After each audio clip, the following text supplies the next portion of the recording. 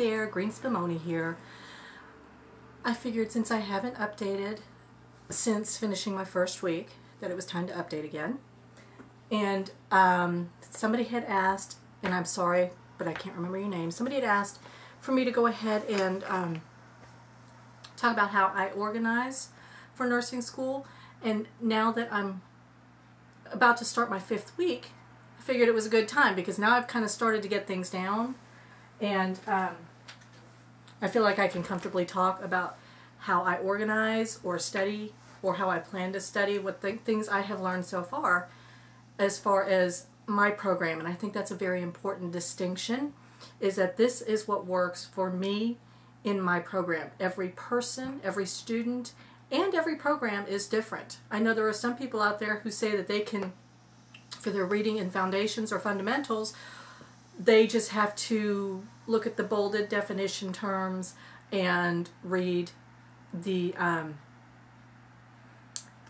section titles to know what the chapter's about, and look at the boxes and the captions, and they can gather what they need to know from that. In my program, I've learned that that's not possible, that I do have to read, because like this last exam that we just had, I've had 2 foundations exams, and I discovered on this, particularly on this last one, that some of the questions and answers were buried deep in our text. So I need, for my program, to read every chapter word for word and to understand it.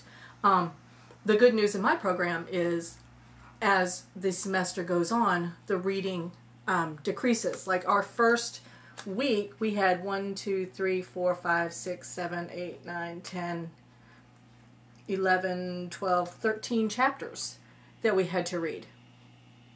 That's lots of chapters. And that's just for foundations or fundamentals. That's not including the other 8 we had to do for pharmacology. This week, week 5, we have 4 chapters that we have to read for this week. Well, of course, we also have physical assessment checkoffs, and then next week we start clinical rotations, yes. And I've been placed in an extended care center, so that'll be interesting. Anyway, here's what I do.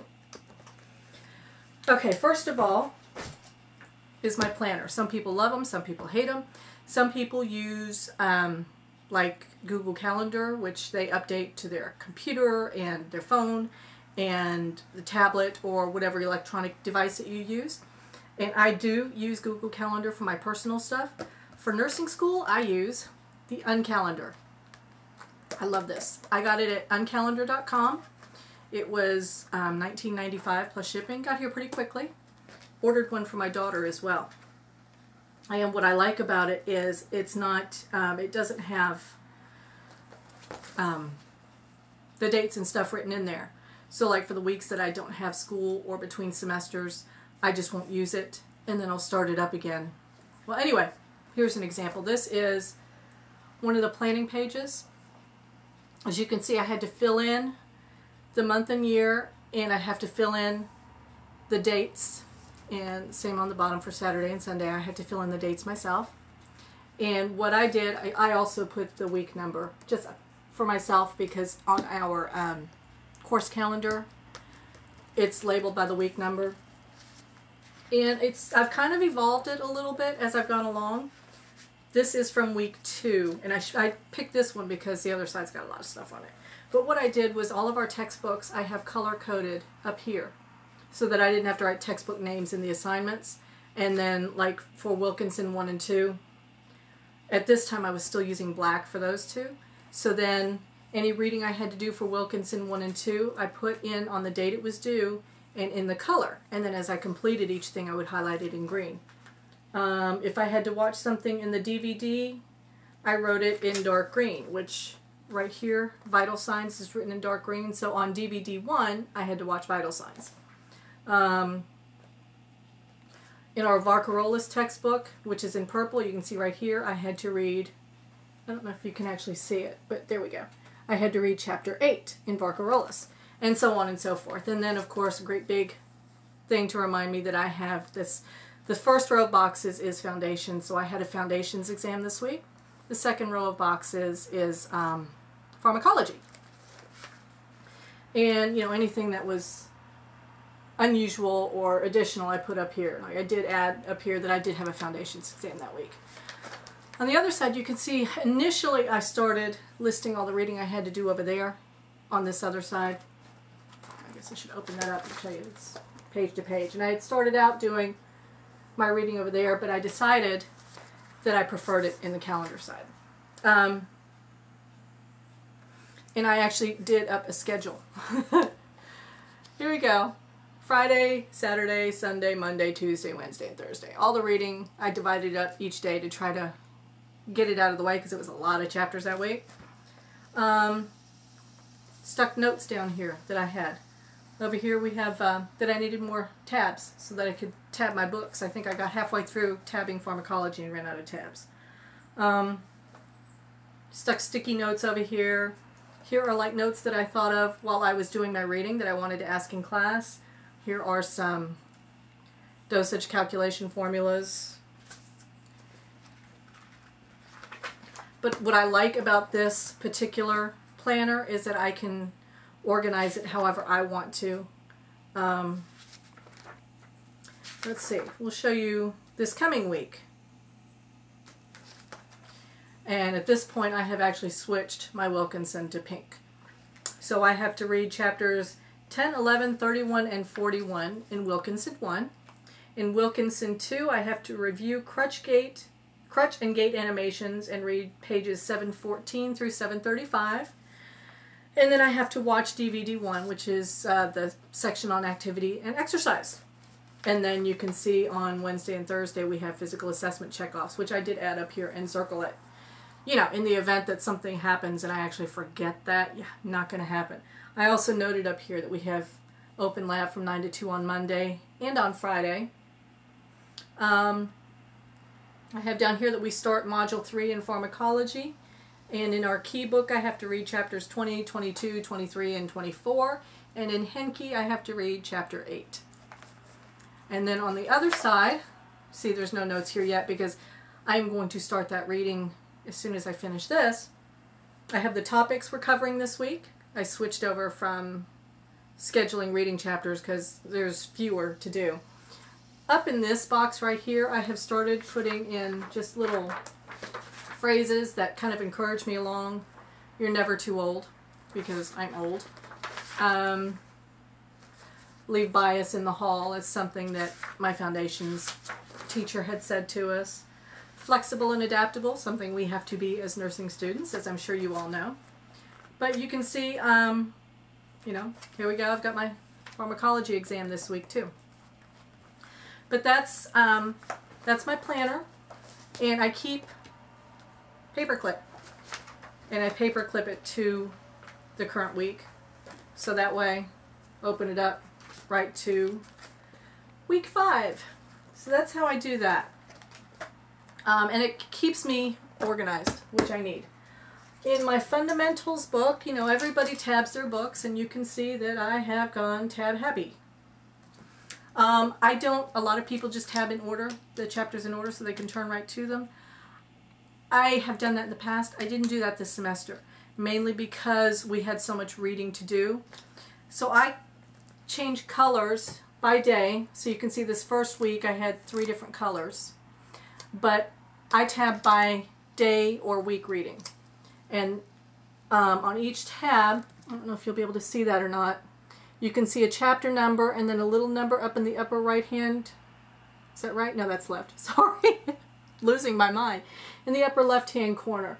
So like if you can see right there, chapter 16, and there's a 3 up in the corner, that means that that tab goes to chapter 16, and that assigned reading is for week 3.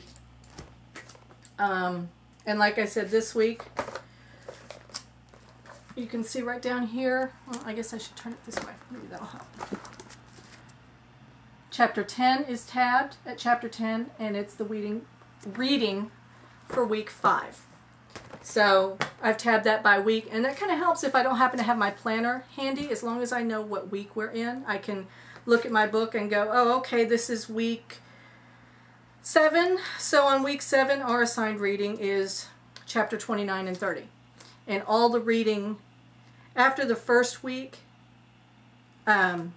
we only had 1 day a week that was reading was due. So after the first week, each week is a different color. So I can look at week 7, which I have on here is yellow tabs right here. So I can see there's 2 tabs in yellow that have a 7 on them. I have to read chapter 29 and 30. I've just found that's helpful for me. Now when I'm reading, what I do, and I don't have any of my other PowerPoints that are actually filled in. Unfortunately, they're downstairs in my giant 3-inch foundations binder. What I do is I print out the PowerPoints, and I have some friends that do it 2 per page as far as slides. I do the notes version with 3 per page with the lines, and that just seems to work for me.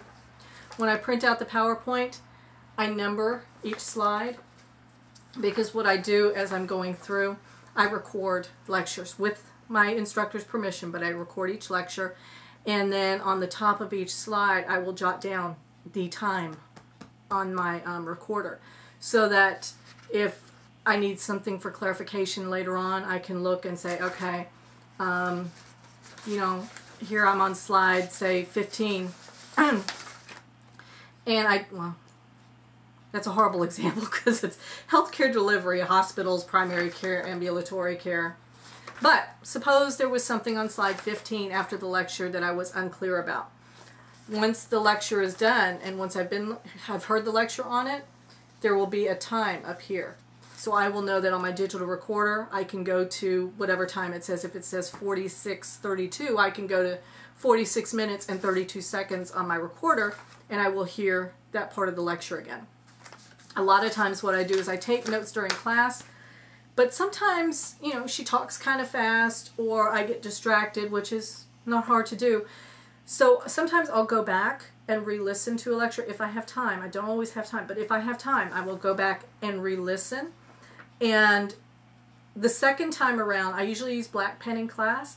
If I do re-listen, any additional notes that I put on to the PowerPoint, I will put on in a different color, just so I know for whatever reason. I don't know if it's ever going to make a difference, but that way I know that I picked that up the second time around. And then I go to my book, which of course I initially read the PowerPoint, and then I go through and I read the chapter that we're assigned, and then I go back, and when I'm reading, I'm trying to find week 3. Here we go. Okay, week 3 is apparently not a good week example. I'm going to find a good example for you and show you the way I mark up my book. And again, you do whatever works best for you, and this just happens to work for me. Now we use Wilkinson Fundamentals. And what I do to start when I'm reading, and I love the way this color changes, and I apologize. I mean, not the color, but the lighting changes, and I apologize for that. But we'll see if we can do this. I start, and you see in the beginning of the chapter, it says Learning Outcomes. So I circle that, just so I know that the color that I'm using for that, I circle that in orange highlighter. And then I go through, and anything that is an answer to a learning outcome, I highlight in the same color of orange. So in this case, and I don't mark it as to what it is, but like identify factors that create safety risks is the second learning outcome for chapter 21, which is, of course, promoting safety. And then I'll go through, and right here it says, oh, can't read it, sorry. It says what factors affect safety. So I've highlighted that in orange. And then as I'm going through, and there are things that I didn't really see maybe on the PowerPoint, and isn't one of the learning outcomes, but I think might be important, and I'll underline it in pink. So the fact that motor vehicle accidents continue to be the major cause of death and injury in adults, along with unintentional poisoning, I felt like that was something that might be important, so I underlined that in pink. Before I even read the chapter, I go through, and anything that is bolded, I don't know if you're going to be able to see that, kind of changes color, doesn't it? Anything that is bold, like this down here, which is, I can't read upside down. There we go. Food poisoning is in bold. I highlight that in yellow. And that way, you know, they're like definitions and terms and things that apparently the publisher and the authors thought were important. So I make sure to make a note of those. Make sure I understand those. One thing that my mentor told me, our program has mentors, so you fill out a form and you tell a little bit about yourself, what you think your challenges might be and things like that, and then they try to match you up with somebody who is similar to your situation, who is in the senior class. I'm considered a junior. And my mentor, the one who was assigned to me, one thing she told me was to pay attention to the boxes. And she actually said that 4 times. So anytime I see a box, I didn't do it in this chapter, but anytime I see a box, I will make sure and circle that. And then usually I'll go back, and I didn't do it in that particular chapter, but usually I'll go back and anything that is in the PowerPoints that I find also in the chapter, I highlight in green or I underline in green. And you know, my friends and my study partner laugh at me for all my color coding and things like that, but again, it works for me. And you do what works for you. And you know, so far it has worked. I got an A on my first foundations test. I just took my second one and got a B on that. Not too happy about that, but the our instructor did warn us that we are right on line with what they did last year as far as the class averages, and she did say that the second test they did drop in grades. The class average did drop a little bit, and I can understand why, because the first test was mainly from our book and our PowerPoints. The second test we pulled from everywhere because it was physical assessments. So we had our fundamentals, Wilkinson 1 and 2. We had our PowerPoints, which was, I think it was 4 days worth of PowerPoints. We had our Jarvis Pocket Guide. And then we have some other resources, like we have to take, our exit exams every semester are Kaplan. So we have, Kaplan has given us access to the thing online where they have like focus tests and things like that. I happened to do that this time because it was something that my mentor had suggested. And I found that there were even questions that I felt like I could answer because I went through that.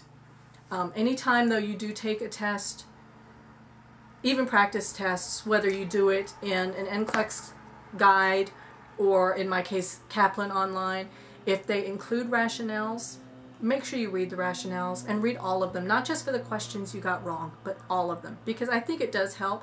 Not only does it help in understanding the question, but it helps in understanding the thought process, because nursing is a special type of thought process. Critical thinking is a special type of thought process, and it's not one that is inherent to most of our personalities. Some people, you know, do it no problem, but not everybody, and it's something we have to learn and something that has to click. It has not entirely clicked with me yet. Still struggling with it, but yeah, so this week I'm going in tomorrow to practice with my partner for physical assessment checkoffs. We have to do a head-to-toe physical assessment, including vital signs, and we do have to pass that in order to continue in the program. So yeah, we're all nervous about that. And then I have a pharmacology test this week, and then next week we start clinicals, and no test next week. Yay! But anyway, I guess that's it for now. If there's anything I left out, anything I wasn't clear about, please just let me know in the comments down below. I thank you for watching. I thank you for subscribing. I thank you for commenting. Any questions, let me know, and I'll be glad to answer. But right now, I gotta go study. So I'll see you soon. Have a good one.